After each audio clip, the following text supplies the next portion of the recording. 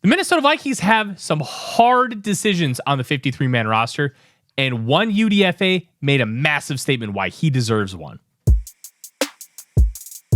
The Minnesota Vikings finished their preseason against the Tennessee Titans on national television, airing on CBS, and they lost to the Titans, unfortunately, 23-13. But the biggest story isn't about those numbers.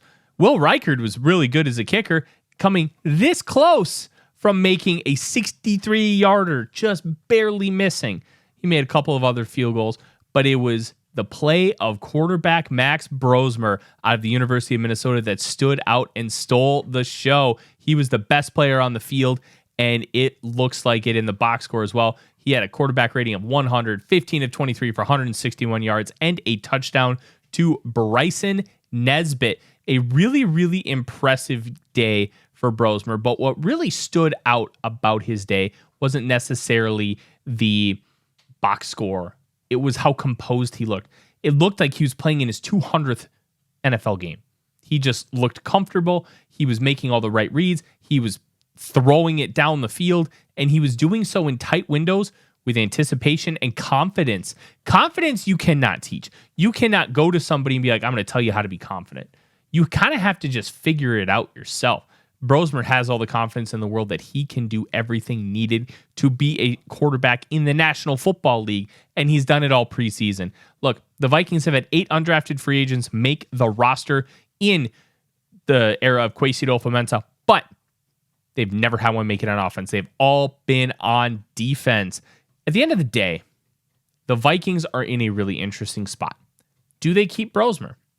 Do they risk exposing him to waivers and stash him on the practice squad? After these 3 performances, I would not risk putting him on waivers. You know, you can't release outright Brett Rippon and sign him immediately to the practice squad because he doesn't have to be subject to waivers because he is a vested veteran of over 4 years. That is a huge factor here because you have to talk about roster math, which go back and check out the channel. Make sure you subscribe. We talked about roster math and how it was going to make a difference with this team and constructing it. At the end of the day, Brosmer looks the part. Is it hyperbolic to call him the next Brock Purdy? I think it's a little hyperbolic to think he's going to get a $250 million contract, but there are a lot of parallels between the two. Brosmer is just in the perfect situation for him with Kevin O'Connell, and he could be a long-term backup for J.J. McCarthy. And who knows? Next year, we may be able to trust him to go in and actually play in a game. He's been so good this preseason, making all these throws. That slot fade to Dante Fleming that was barely missed. It wasn't because it was a bad throw. Fleming hit the ground hard, and the ball just rolled a little too much. Brosmer has been making those throws all camp. He knows what he's doing. He's earned it.